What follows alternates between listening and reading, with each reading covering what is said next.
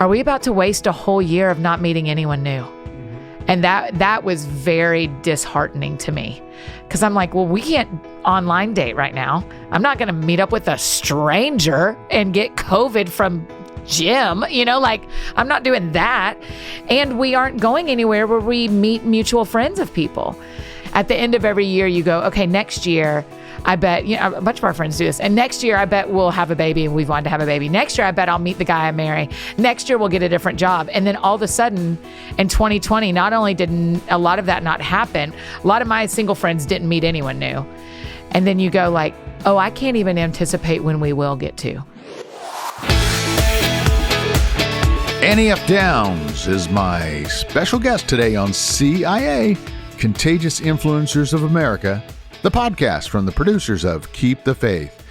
Annie is, she's a best-selling author, a mega podcaster, and speaker. And I will tell you, she is setting records all over the place with her success. Her best-selling books are flying off bookshelves. Well, actually, are there bookshelves anymore? I think they all, I don't know if Amazon has bookshelves or they just pop out of the sky. But boy, she's selling a ton of books. But her podcast is on fire. She has something like 43 million downloads with that podcast of hers called That Sounds Fun. And she's even started a network, as a matter of fact. I cannot wait to have you meet her. We had so much fun in the studio here at the homestead, and we talked about all kinds of things. And, she's single. She has been, like myself, dealing with being in somewhat isolation over the past 9-10 months during this COVID-19 thing. And we're going to talk a little bit about that, about how to navigate the life of singlehood during the pandemic. So stay tuned for that. But we talk about all kinds of other things. She cracked me up the whole time. Hey, speaking of singlehood, I want you to meet a friend of mine, and you're going to do so when you go to lovestories.com. Jackie Dorman and I have been friends for about a decade. And she wrote a book a while back, several years ago, called The Heart Works. And I just absolutely got so much out of that. But that has turned into a sort of a movement. She's been teaching. She's a life coach. She's an author, a speaker. Out of nowhere, she says, David, what I really love, I believe God gave me this special gift. And I said, what? Tell me, Jackie. She says, I'm a Christian matchmaker. I'm like, wait a minute. What do you mean you're a Christian matchmaker? And she went into these incredible stories of putting these folks together, all of these marriages that have come out of her matchmaking. And I said, well, thanks a lot. You haven't done a whole lot for me. But she has actually taken this to a whole new level. And especially during this time where so many folks have been in isolation, church groups are not meeting, singles groups. A lot of churches are still closed down.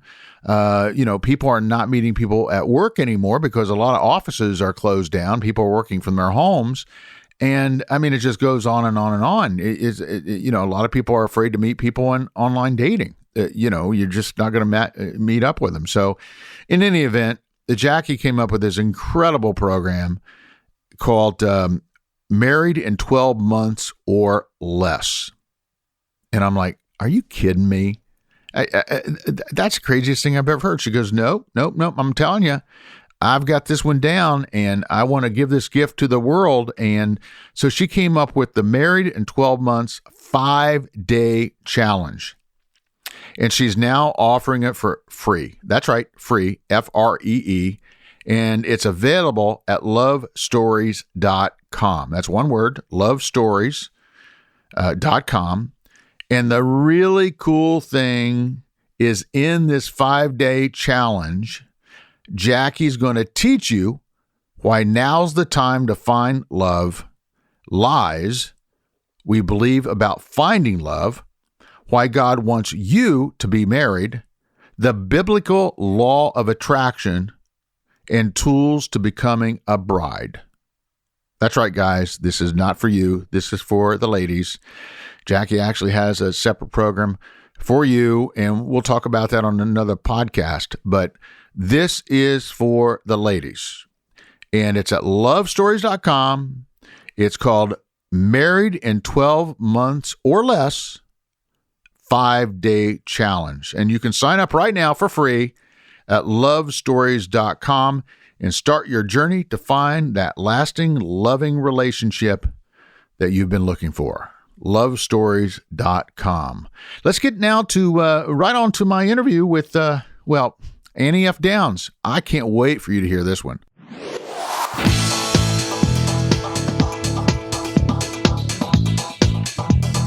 I don't even know where to start other than it's been one heck of a year, hasn't it? Yes, sir. It has been absolutely wild. Nothing we could have ever predicted. So here we are going into 2021 with your first of all, I don't know whether I should take this seriously or get a good laugh out of the title of your book. That sounds fun. Yes. Good. I want you to be right there in between. Do I take this seriously or not? Because that's who we want to have pick up the book, is people who are not sure whether it's just going to be fun or whether it's going to be deep, and we want to meet them in both places. How in the world did you find fun in 2020? You know, I actually I struggled more than I thought I would with that. I thought, especially starting early in March, I got quarantined like the first week of March. So a friend of mine was one of the first 10 people in our county to get COVID, and I had been with her. And so that was when the health department was personally calling each person and saying, hey, your friend has this, you have to stay home, trying to contain a thing that we didn't know was so uncontainable at the time. And so I got quarantined to my house for 14 days, and I live alone. I'm not married yet, don't have kids yet. And so I was quarantined in my house for 14 days. And I remember thinking, the world expects me to be fun, and I don't know what to do. Mm-hmm. And so I really got to kind of start practicing a little bit of my own, like kind of drinking my own juice a little bit, practicing my own practices of saying to people that I'd say to other people, like, you can find fun anywhere. It's not that hard. Then I'm going, I don't know what to do. And so for me, it came down to, it got small and it got inexpensive. And I would have told you a year ago that the dream fun for me is flying somewhere, going to a sporting event, Disneyland, Disney World, any kind of amusement park, Dollywood. I mean, I would have told you any of those, that's the epitome of fun. And it feels like what I've been invited to this year, what God's invited me to, has been, what if there was enough fun in the life you already have? And so for me, it looked like a ton of puzzles, and I picked up cross-stitching again. And I learned some new things in the kitchen that I love. And I FaceTimed with friends I haven't seen in a long time. And it just became this, instead of being a rhythm, when I look back on my life, I think the rhythm has been, I can't wait for the next 6 months when I do that big fun thing. We don't get to do that anymore, right? Mm-hmm, I mean, we're not getting to say, here's the trip I have scheduled, or I'm going to go to the World Cup, or I'm going to go to the Olympics, or any of that stuff. Instead, not as a competitor, but as an observer. And instead I go, okay, man, today is Wednesday. I wonder what kind of fun I can get into today. And that's kind of what's shifted in me. Boy, we had a similar path there, because at the beginning of this whole thing, I remember I took a date to, what was the, I Still Believe, you know, the movie? Yeah. They had a little red carpet thing here. Right before everything shut down. Well, that night, the president actually spoke from the Oval Office. That was the night that we had that little shindig, right? Yep. And the guy that was sort of taking us around, the VIP, whatever, the handler guy, right? We got a call like the next day that he was diagnosed with COVID-19. Oh my gosh! So so similar. I went, and of course back then we thought that, oh my gosh, we have leprosy. Yes, remember that? Yes. And I remember, so scary. I went to some, like, it was like a scene out of E.T., where they have the hazmat, the guys in the tent and the big unit. I went there. The girl that I went to the movie with, she went there, and we were like both in lockdown for like 2 weeks. Yep. I was 1 week into that, and I'm like, oh my gosh, I'm never going to see my parents again. Yeah. I'm going to kill my mom if I see her. I mean, all these crazy things went through my mind. Yes. And I made the decision that week that I got to get out of the house, but I can't go just wandering in the mall, right? Yeah.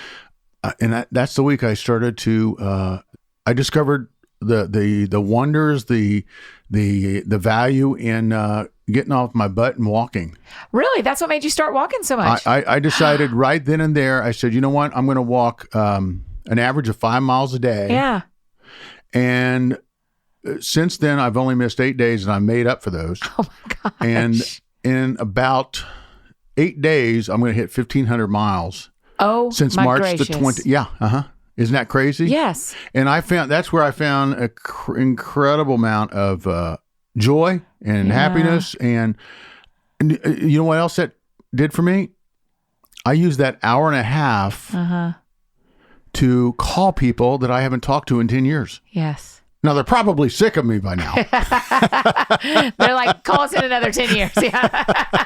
No way. But I think that this last year for me has opened up my eyes and opened up so many doors that I didn't walk through before. Yes, literally. Literally. Walk through. Yeah. Yeah. Yeah. I mean, it just is amazing how so many of us have, for our friends that have kids, they've had time with their family that they never would have imagined. So you and I both have so many friends who are road people, and they've never spent this much time with their families, and families who have found so much joy in just being together, and so much arguing and being together, and so much just a deepening. I mean, I feel like there has been great loss and some gain in 2020 that, and I think the best thing we can do, it's what Inside Out taught us, the movie is to hold both. Let's hold the losses, because I've had some profound losses, probably you have too, and the other hand, go, you're walking like you've never walked. Same for me. I've exercised like at my house. I had never I live right on Hillsborough Road. I had never crossed to the other side. And then in March, when there are no cars, I'm like, oh, I can go over there and walk in those neighborhoods and just get lost in them and have the best time. And now I play Frogger every time because now the cars are back. But it is wild what I learned was so close to me all along just by being home. So what's it been like? I mean, for me, I had to deal with the issue of isolation. Yes. I'll tell you, between March and early or late September, I did not go to a restaurant.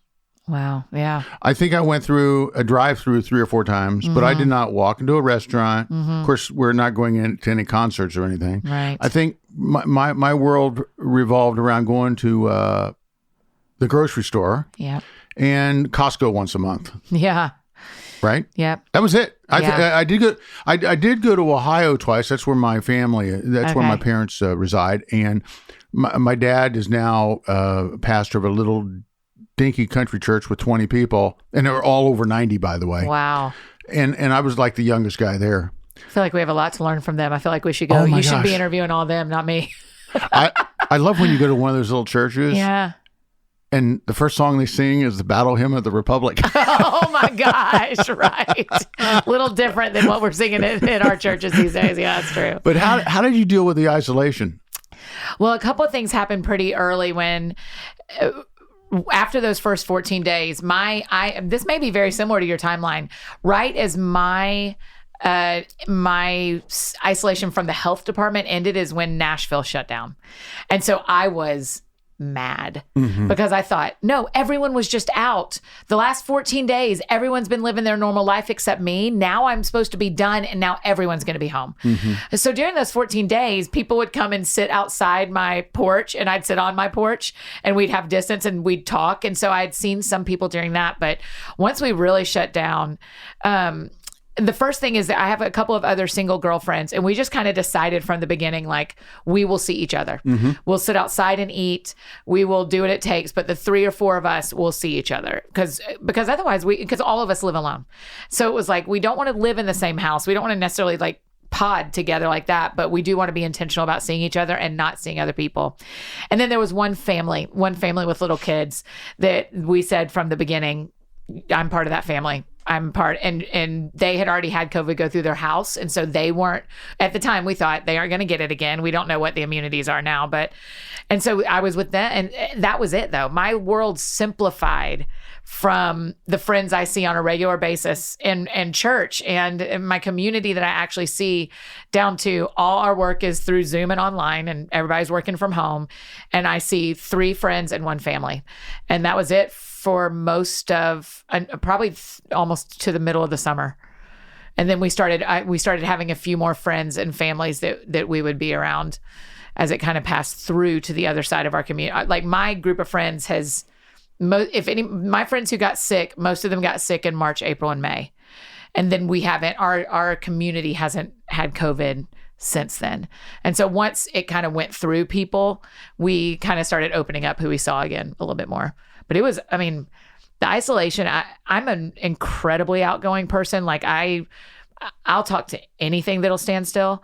And I've never been alone this much ever. Yeah. And for single friends, I don't know if you experienced this too, but there was this like, are we about to waste a whole year of not meeting anyone new? Mm-hmm, and that was very disheartening to me, because I'm like, well, we can't online date right now. I'm not going to meet up with a stranger and get COVID from Jim, like I'm not doing that. And we aren't going anywhere where we meet mutual friends of people.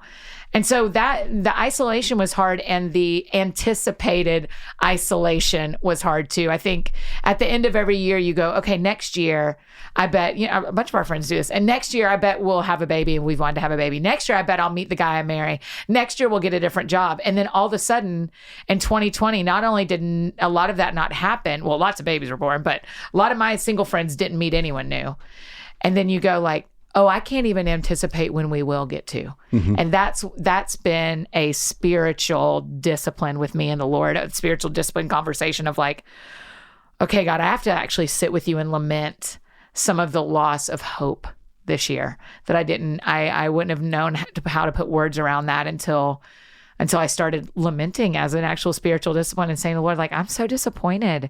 I didn't want this year to look like this. And yet here we are. And for a lot of our friends, the things they wanted this year, they didn't get. And that's really sad. So what are you looking for? And a dude? Yeah.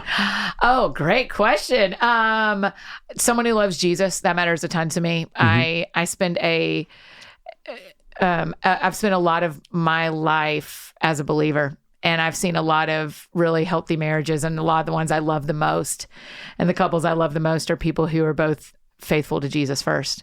So that matters a lot to me. Someone who is good with my job. They don't have to have a job like mine or care about being public at all, but someone who's fine that this is my life. And someone who's kind and funny. That's about it. Someone who I don't have a ton of like, he needs to look like this or sound like this or do this. I'm like, nah, I live in Nashville. And so I hope he lives around Nashville. I love Jesus, and I like being around funny, kind people.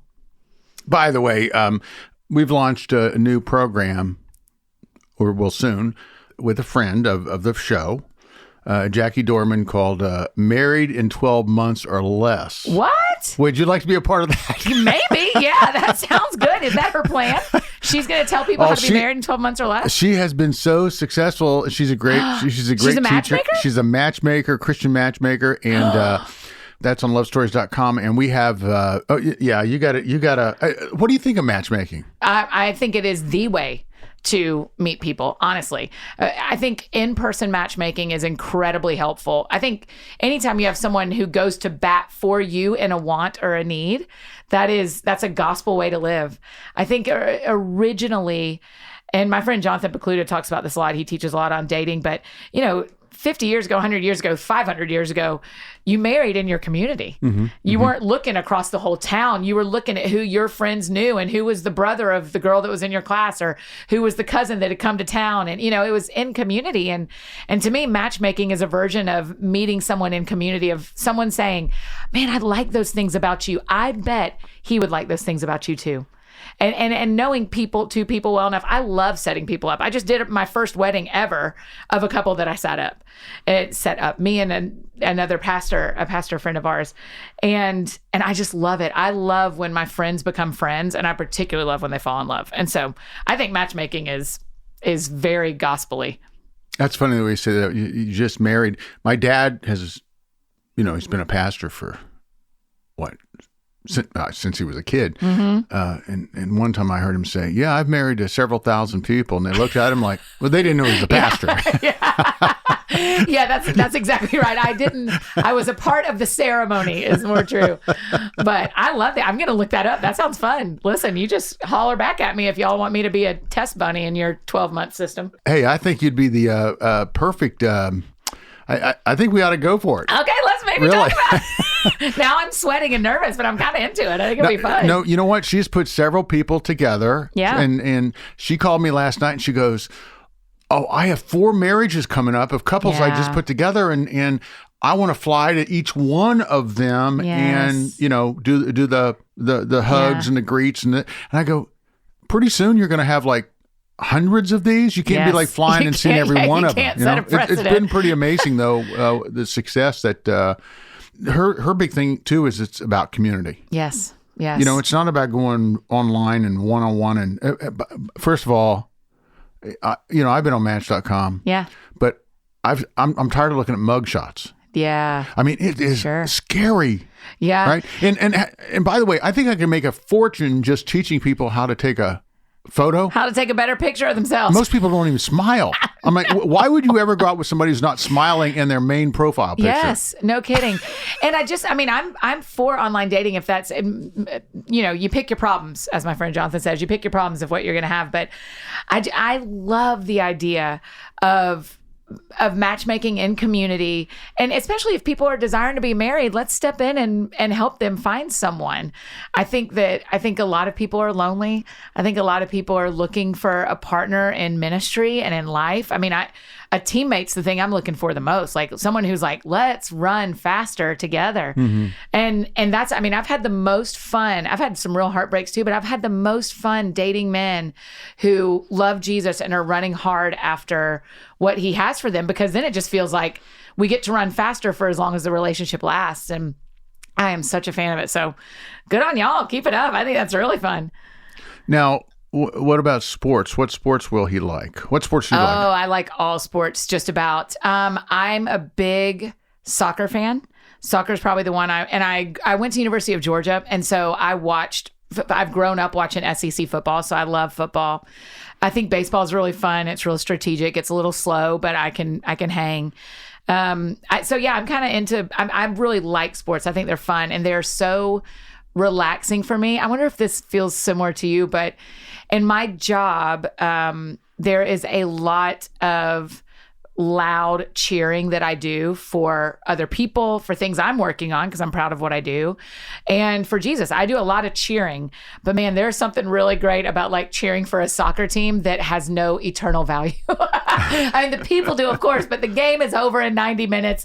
But I've gotten to yell and I've gotten to care. And it's a very Sabbath thing for me. It's a very resting thing for me to get to cheer for sports. So I try to watch when sports are on. I try to watch once a week or so.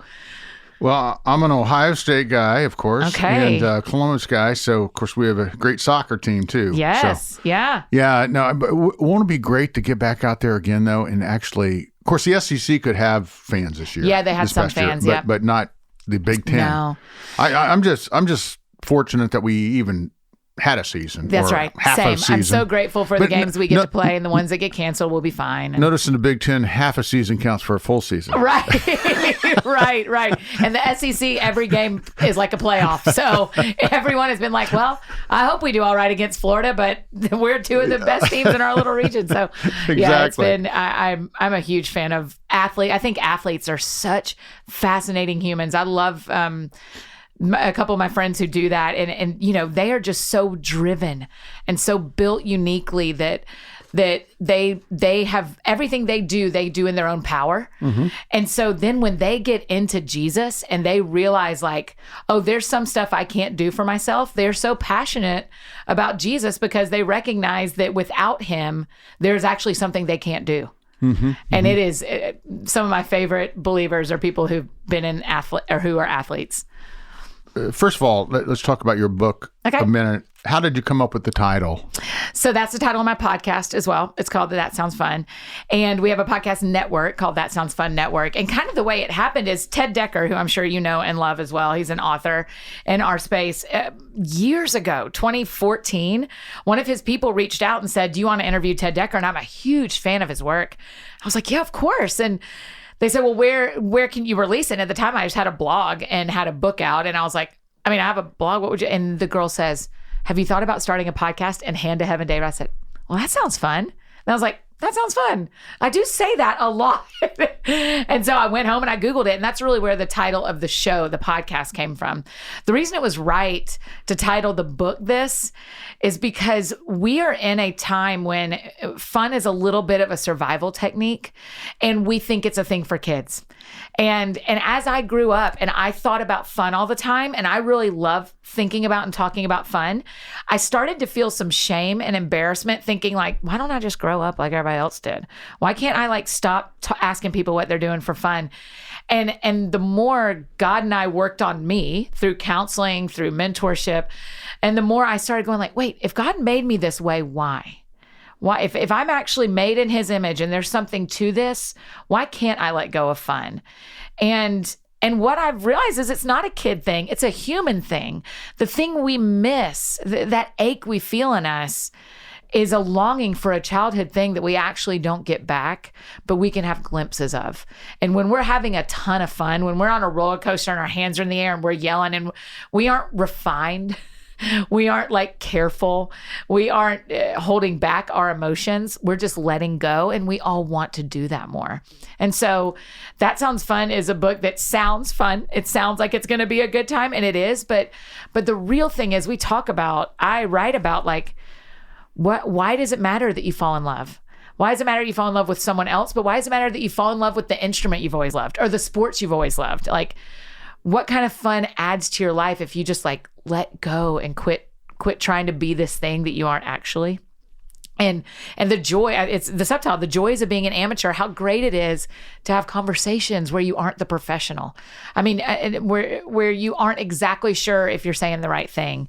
There's just a lot of fun in letting ourselves go and releasing a little bit of the pressure we have on ourselves.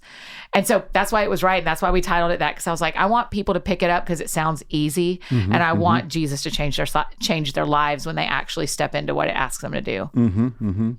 So tell me something that you do for fun that nobody knows about you.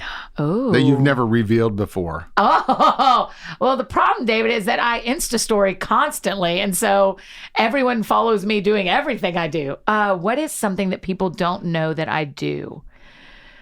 Okay, let me think for just a second. Should I play the Jeopardy theme song? Yeah, maybe. As I'm thinking, because I mean, I've talked openly that I just started cross stitching, so I told you that, which is kind of not really the coolest hobby, but I do love it. That's not National Enquirer worthy. I'm sorry. No, I'm trying. What does no one know that I love to do? I mean, that's the problem. Is my life is pretty open. I talked about how I started exercising, started running this summer, and tried to get 40 miles in September and got it with like 3 hours left. I was running in the dark, looping my neighborhood, getting the last mile in. By the way, I want to tell you, this year when I started doing the walking thing, about 2 months into it, I actually fell and broke 2 ribs. What? Yeah.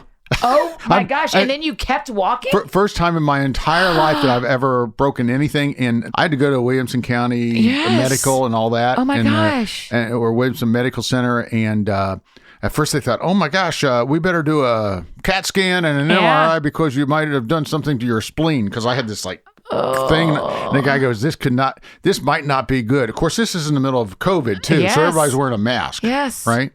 I'm like, I can't breathe. I have this mask on. And now they're telling me I may have punctured my spleen. Yes. Oh, And I'm like, all of this because I started to walk. did you hit a curb? How'd you land right on your ribs? No. It's a long story, Okay. but I will just tell you that some of these sidewalks around here are a little uneven. Yes. And yes. I will also tell you, walking at 10 o'clock at night's probably got its downside. Now, by the way, now I walk in the middle of the road. Yes, that's right, where there's nothing. Well, then somebody said, well, aren't you a little nervous about the cars? I'm like, we got like 2 cars an hour at 10 o'clock at night. Yeah, so that's right. Okay, so something I'm still trying to think of what I've done. I mean, I've really gotten okay, I've got a dumb one. I've really gotten into grilling my own like dinner meat, and I don't have a grill, so I've been using I used a Ninja Foodie for a minute. I've been used a grill pan on the stove. So I guess learning how to indoor grill. I haven't really talked about it yet, so that's exclusive for you. But that's been fun to me, is figuring out like how I really like. It's a little bit of the runaway bride thing. I don't know if you remember that part in the movie where she goes and after she's broken up with all these men, she goes and makes scrambled eggs in a bunch of different ways because she isn't sure which way she actually likes eggs. She's just always done whatever the guy she was with, those kind of eggs. And so I've kind of done that with steak, of like however my dad cooks it or however my friend says they want it. So I've just been trying to make grill my own meat, and it's been fun. There's a chef. Now, do you put the thermometer in and all that? Yeah, you do. I'm doing really? the time I just and wing everything. it. Yeah, no. I'm getting real scientific about it. There's a chef in the book named Chef Corey Barrett who he won Food Network's Spring Baking Championship last year. And then I tweeted him and was like, will you come on my podcast? I loved you on that show. He was very kind, came on the show, and we've stayed friends. But one of the things he says is cooking is medicine. And that has been true for me this year, of being in the kitchen, things being slow, not controlling. I can't control how long a piece of meat wants to be on a grill. I can just pay attention to when it's ready. And so there's been some healing that's happened even in the cooking. And so that's probably, but cross-stitching, jogging. Have you ever smoked puzzles. a cigar? Not well. Oh, but you have. I have, yes. Okay, yes. I've got a few humidors upstairs. I've got to introduce you to the fine art of having a cigar. Because of the slow pace of it. Is that why? Well, you're just talking about, these things that you discover about yourself. I when you have a cigar, it takes like 90 minutes. Yeah. And I have made more friends over having a cigar because you can't go anywhere. Mm-hmm. You got to sit there. Yeah. I'm not spending $10 on a cigar. And then these people that come over here and sit on my back deck and they tell me they love cigars. Yeah. And then they have 2 or 3 puffs on my like $10, $12 cigar. Yeah. I'm like, really? Yeah. Really? So when they leave, I finish that. No, when they leave, I cut off the end and I smoke the rest. Yes. I'm not letting it go to waste. No, I'm sorry. That's right. It's probably not too smart in the age of COVID. But you waste not, want not. I believe, and I enjoy. I'm thinking back to the summer when I was out at Lost Valley Ranch. There was a handful of us that sat around a couple of nights around a bonfire, and a lot of the men and women sitting around were smoking cigars. And it does. Things like that are what slow us down. That's and the what help us thing. see each other. Yes, because you can't rush anywhere. Mm-hmm. You can't go anywhere, and so. I love those moments of sitting and putting your phone down. I mean, the more we can get away from our phones when we're trying to have fun and when we're trying to rest, I think the better off we'll be, the healthier we get. Oh, yeah. Absolutely. Mm-hmm. My daughters are coming here next week from, they're both in college, but I have one from LA, one here in Nashville. And I thought, man, I'm gonna design some weird, crazy scavenger hunt. Oh, fun. And I'm going to tell them what the grand prize is. I haven't thought about that yet. No, it's not going to be a car. I'm not doing the car. I thought it was going to be a car. I was like, he's going to give them cars. But I thought, man, now that would be really cool because they're they're best friends, but they're somewhat competitive. Yeah. So if I tell them that what the grand prize is and they're looking for this for like 4 days. Yes. Well done. With a lot of ordering little the clues. games, even sitting around games and sitting around puzzles, it only takes 30 minutes before the game is secondary and the conversation is primary. And so unless it's Monopoly, that can get pretty evil. That's true. It can get intense. But if you're playing like Sorry or something like that, yeah, you're right. I just think all those tools, when you think about how you have fun in the life that you have, how do we up the fun in our lives? There are so many of our friends who would say, I'm not a very fun person. I'm just not a fun person. And I go like, order Monopoly and sit around, order a puzzle and sit around and pour some drinks or get a cigar or make a batch of fudge and sit around and see what happens in that conversation. See if you don't laugh. See if you don't maybe tear up about something. See if the gathering around a thing doesn't lead to a bigger thing. I like that. Let's sit around and play games and smoke cigars. Maybe I can get my kids to. Yeah, that's right. Teach them how.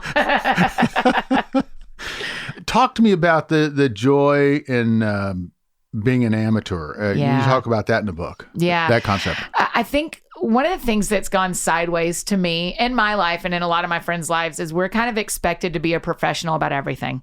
How we look, because you can look on YouTube and see how to do every kind of makeup in the book, or see how to exercise, tons of videos on that. We just have this belief that every time we appear anywhere because of social media, that you need to look done up. You need to look professional. And the other side of that is we feel like we can't have conversations where we're not a professional. When it comes to racial injustice or hard things in the Bible that feel like they're two opposing sides right now in culture about what's right, there's this understanding that we haven't exactly agreed to, but we have, that if someone doesn't show up as a professional, we're not going to listen to them at all. And I just think we've lost some of the innocence and some of the fun of just having conversations, even when you don't know everything. Right? And so there's just some joy in being an amateur. Let's do some things that we're brand new at. Let's have conversations that we haven't done all the research on. Now, I'm not saying to be unwise, and I'm not saying to get on your Twitter and start announcing everything you believe and cause a big uproar and just go, well, I'm an amateur, I'm just saying what I want. It's not like that. It's around the game of Monopoly. Can you and your family and you and your close friends have a conversation about something really important, even if you aren't a professional at that topic?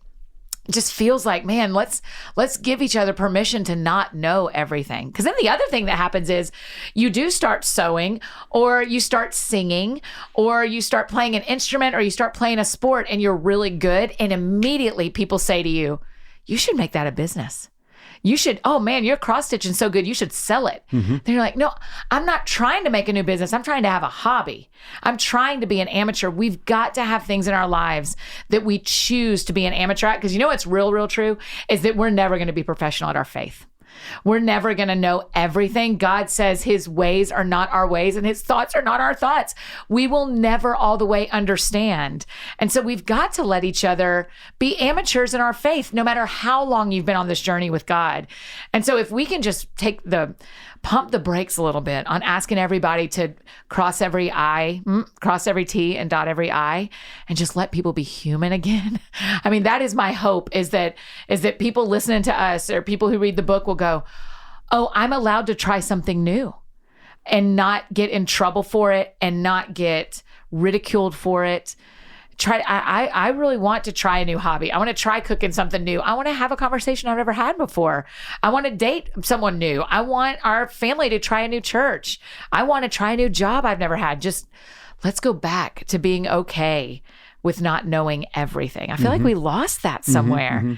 And there's real joy in being new at something if you will let yourself.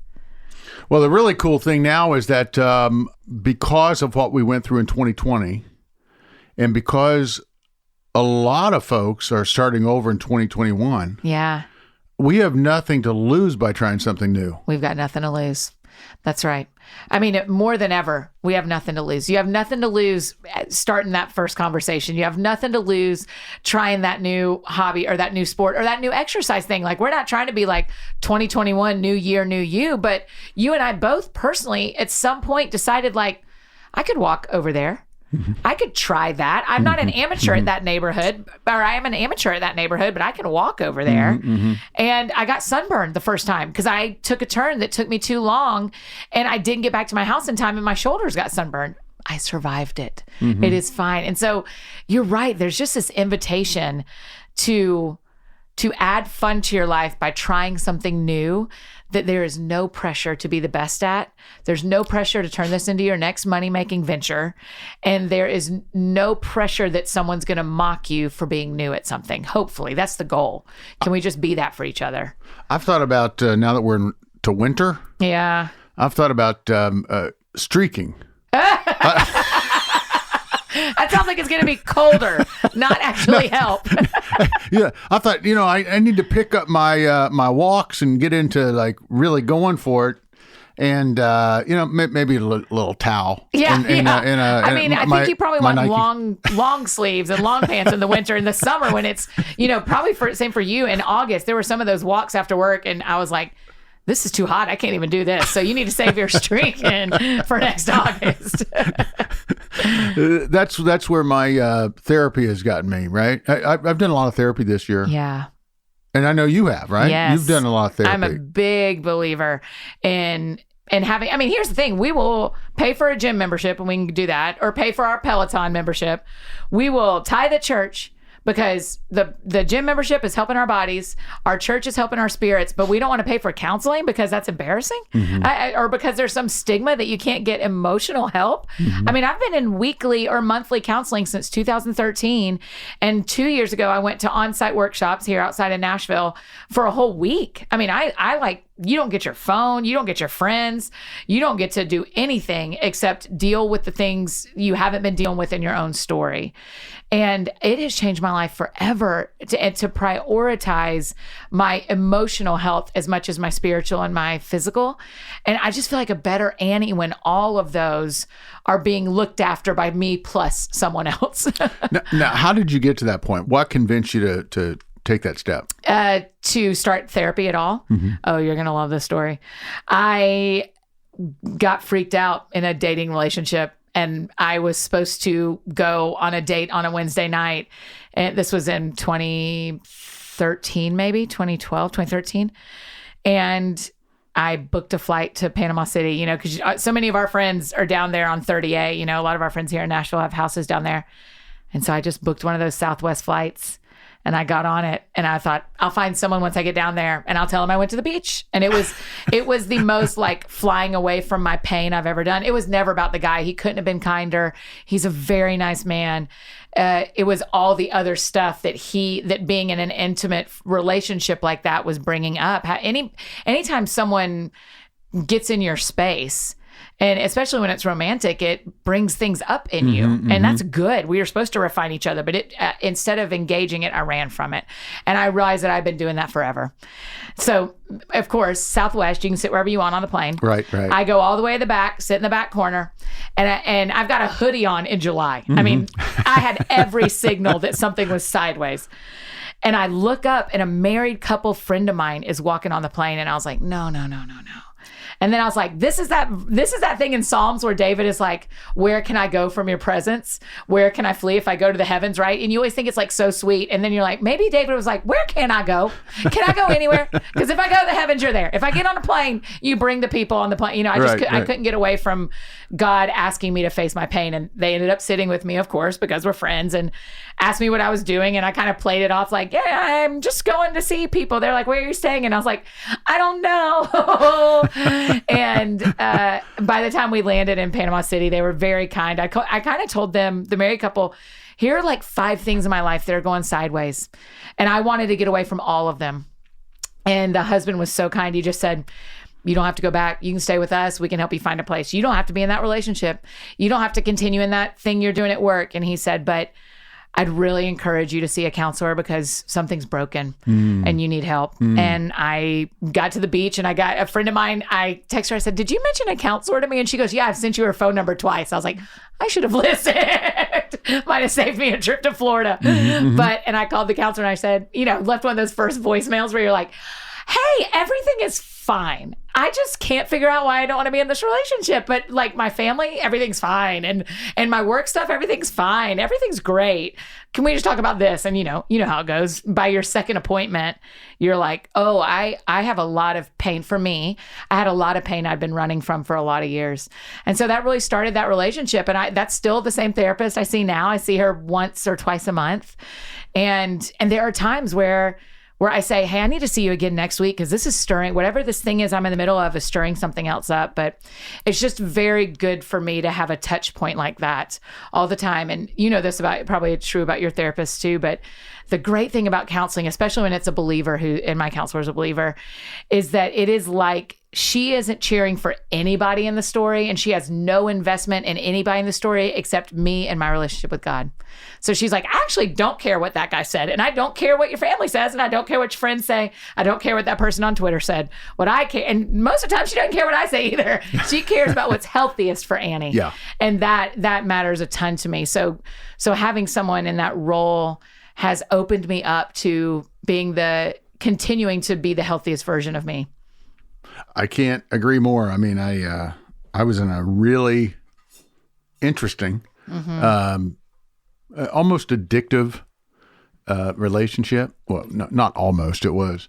And it was not healthy. Yeah. And it was almost a little dangerous. And man, I went to California, and a buddy of mine, Tim Story, he said, man, you need some help. And he put me together with just the right person. Yes. He called her up and said, hey, can you, and she said, I'll clear my schedule in the morning. She was great. And I tell you, I could not run. I told you, I could not run to the ATM fast enough every day to get the money out of the bank to go to therapy literally almost every day. Yeah. And then I had a group of people that loved on me during that time. But I did that for about a month and a half. I did not come home. And I haven't stopped since. And you know, I said something about this. I didn't go into detail on Facebook, but I just said I was going through some things. And I'll never forget, I got a couple women on Facebook sent me a message, you know, an instant message. They just said, "Hey, you know what? You need to lay off this talking about your therapy and that you've gone through this and that, because women want to see a strong man." And I'm like, no. And it's funny thing is, this one particular woman was somebody that had kept sort of alluding to wanting me to take her to lunch before I went to California. Yeah. And so after I went through this and went through, I'm like, you're off my list for good, you know, because we guys are supposed to be these strong, blah, blah, blah.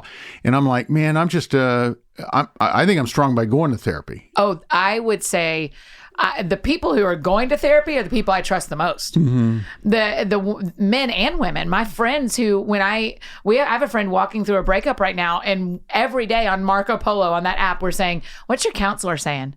What's your counselor saying? Right. Because there is just so much power in having a professional help you. And so when men that I meet are say to me, yeah, I've been to on-site, or I've been to another kind of intensive counseling experience, or yeah, my counselor said, I'm always like, tell me more. Like, to me, I think, and that's how all my friends are. We are really, I don't know any of my single friends, men or women, who don't highly respect people who are doing whatever they can to be as healthy as they can when their budget allows, when the timing allows. I mean, I wrote a whole chapter, and that sounds fun, about my time at On-Site and how transformative it was. In a book about fun, I needed to talk about an entire week of counseling that led to some massive changes in my life, good and sad, but that's okay. That's not bad. It's just sad. And so I think having the courage to say out loud that you're a part of a counseling community, that's part of what you do, is most of the men and women in my life find that to be the language of someone who knows themselves, who knows God, who is invested in their own health in a way that is attractive in friendship and in relationship. I think we ought to start another podcast, just a group therapy podcast. Oh man, wouldn't that be cool? There's one podcast. There's one woman, one therapist who gets her couples that she has appointments with to let her record them and release them. And I've only listened to a couple, but it is wild. So, but I love talking about therapy. I just don't want anybody recording my sessions. Yeah, exactly. Hey, tell me about, talk to me about lies that you have had inside of you. Wow. Okay. About finding love. Ooh, okay.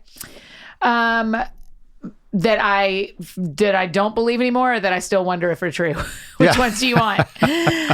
The ones Pick I your poison. don't believe anymore. I mean, I have long struggled, as many people do, women and some men, long struggled with body image and how I'm shaped. And especially in high school and college, I thought, oh, this is what's keeping me. I'm not pretty enough. I'm not thin enough. I'm not tall enough, whatever. I don't believe any of that anymore. I think that works in my favor. And I think who I am and the way God made me works in my favor. You can't change your face, really. So you got to work with what you got, and I'm grateful. But, some of the things that I still hear in my head that I have to work through is, you work too much. You don't make enough space. It's not true. I do make space. I hear in my head that, and the problem with lies we hear about falling in love is, particularly when you're talking about like romantic love versus like loving people that are in your life or things, is that sometimes they're proven a little bit true. And if they're proven true by one human, and then you assume every human feels that way. So when one human felt like my job was intimidating for them, I have heard every man is not going to like that you're in leadership. And every man is not going to like that your life is public, or that most of my life, there's a couple of big chunks of my life that are really private, but a lot of my life is not. And so those are things I have to face and talk with my therapist, my best friends, my mentor, and say, do you really think that the calling God's put in my life and the doors he's opened and the career that I have is going to keep me from that? And everybody says, no. Just because that one guy said it one time doesn't mean it's true for every man ever. It's weird because I've been on the receiving side of that same message, where I've been told your life is just too large for me, right? And I'm like, what are you talking about? Now, grant you, I do get on. I used to get on a lot of airplanes. I don't anymore. Right. I haven't the last year, but I like it. I like going places. I like seeing people. Yeah. I like community. I like visiting with people. I like trying new things. People say, how in the world have you survived so many years in the, prior to this life, I was in the TV business for 30 years in Hollywood, and people say, how did you survive? And I'm like, I'm a chameleon. Because the world is changing so fast. If it's changing at the speed of light, and if you're not a chameleon, you're a dinosaur, because you got to change with it real quick. Yeah. You don't have that 3 or 4 or 5 years that you used to, right? Now you get about 3 or 4 minutes, right? That's to pivot, right? But I think part of it for me just stems from the fact that you've got to believe that your time is coming. God has the right person for you. You can't force it, right? And the reality is, for that woman who said that to you and the guy who said it to me, our lives are too big for them. Yeah, fine. That's right. And you better listen. Yeah. Like he's right. The guy who said that to me, he's right. My life is too big for him. Oh, you had that too? You had that? A version of that of, I'm not, there's too much going on. So why do we try to make those kind of relationships work? What is it? Because I'd be interested to hear your answer to that, because I think for women, there's a lot of Christian women baggage about being too much, about the man's supposed to be this, and the woman's supposed to be this. And so when a man says you're too much, I try to make that work, because I do try to shrink down into the box that he wants me to be in for a minute. And then I go, I am very uncomfortable in this box. See, I don't look at it. I look at it as, I want somebody to be larger than life, because I don't like the pressure of being larger than life all the time. Oh, wow. And that's a lot of pressure. Okay. And the other thing is that, there are times I don't like to be the center of attention. No, frankly, I'm not going to say that I don't like being the center of attention. I'd be lying, but it's a balancing act. Okay. There are times that I just want to be me, and I want to hang. Yeah. I want to go binge on Breaking Bad. Well, that Sure. was that. Now it's what have I been watching that's really corny? But I actually liked it. Selena. Oh, I haven't seen on it. Netflix. It's good? It's a little like the Partridge Family. Oh, okay. But I'm like, you know what? I'm tired of watching these things where somebody's getting a finger cut off. I'm going to watch something. Now, of course, we all know I was say the end of the story. I hate to tell you. By the way, I'm not. Hey, turn it off if you don't want the end of the story here. But they did set this thing up for multiple seasons, so she does survive 10 episodes. She must live a lot. Yeah. Right. Yeah. She was incredible too. I'm excited to see her life. You know what? It's actually once you get past the corniness of it, because it really, truly did remind me a little bit of the Brady Bunch meets the Partridge Family. Is it set back then? Is it in the 80s? Oh, yeah. And that part's really well done. Yeah. But once you get past that, you kind of the characters are enduring. Yeah. And the humor's a little enduring. Yeah. So and I got to episode 10 last night. And I'm not going to reveal what happened, but I'm just going to say seriously. Now I got to wait. Now I got to wait like a year for the second. Hey, have you watched Ted Lasso yet? No. On Apple TV. It's Jason Sudeikis, and he is an American football coach that gets hired to coach an English Premier League soccer team. Oh wow. And it's great. It's so great. He also so endearing, such a great character, really deep storylines. But it's the same thing where you're like, how long until season 2 even comes? Are they even filming it yet? Does everyone not have COVID? Please don't have COVID so y'all can start filming. Okay. So you were saying balancing being extroverted, being the loud person and quiet. You need a partner who works in that too. Exactly. Yeah. It is a balancing act. It really is. I almost always pick the men I almost always pick are tour managers. Well, they carry my luggage and they give me a microphone. Like, what else do I want in this life? The guy who rides on the bus with me carries my luggage and gives me a microphone. Like, you have hit all the buttons. But I love people who don't love being on the stage, who don't, because it lets me check back into just being Annie. Yeah. But the problem comes when he doesn't appreciate or like or enjoy my public life. Yeah. My favorite ones have been kind of quiet, really proud of me. Kind of quiet, really proud of me. That's such a good balance for me. That's good. That's good. Well, now that we have the word out there, maybe we'll stir up some interest here. I know. Same for you. We need to be brainstorming for each other. We do. Okay. We'll exchange numbers. There we go. And I'll turn you on to Jackie's to married 12 months or less. 2021. I'll have a book and a marriage. Let's go. Well, this has been fun. We'll Thank you for having me. I'm so grateful. I love getting to talk about this book. I love getting to come over here. So thank you for having me. You are most welcome, and good luck to you in 2021, and stay safe. Thank you. And invite me to the wedding. Yeah, that's right. That's right. Hey, invite me to play Monopoly. I'm very good at it. I buy a lot of things. I'm not a saver. I've got a great cigar for you. I'll save that. I'll save that one. There you go. Okay.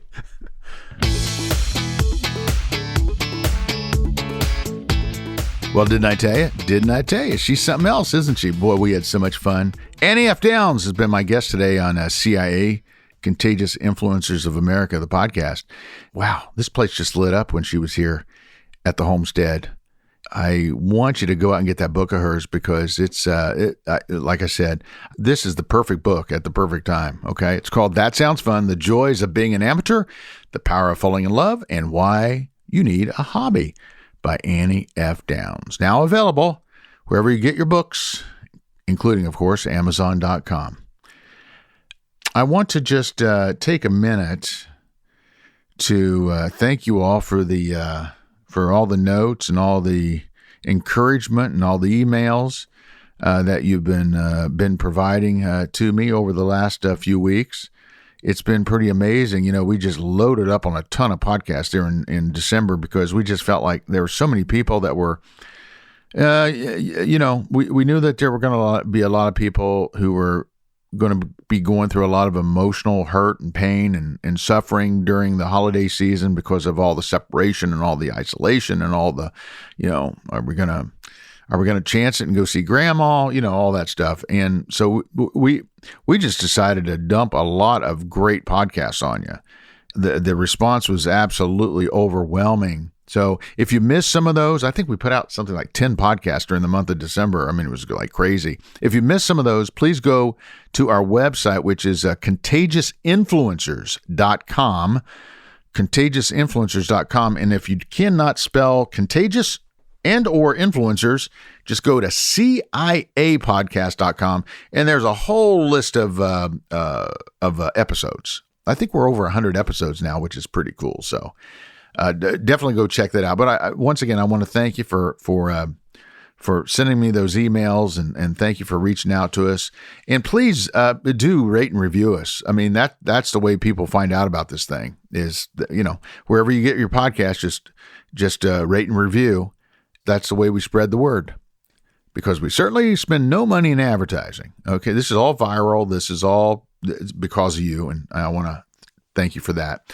And be sure to go out and check out lovestories.com with my friend Jackie Dorman. I know I mentioned it prior to my interview here with Annie. I will tell you, she just started this because we've been featuring it on our radio show at Keep the Faith. And I cannot tell you the kind of response it has been getting. It is off the charts. So go check out her Married in 12 Months or Less 5-day challenge for free at lovestories.com. This is David Sams, and you've been listening to CIA, Contagious Influencers of America, from the producers of Keep the Faith Radio, the #1 faith-based radio show in all of America. And I'd like to just challenge you to something, and that is to go out there and live that life in living color, because it sure is a heck of a lot more interesting than living it in black and white. We'll see you next time.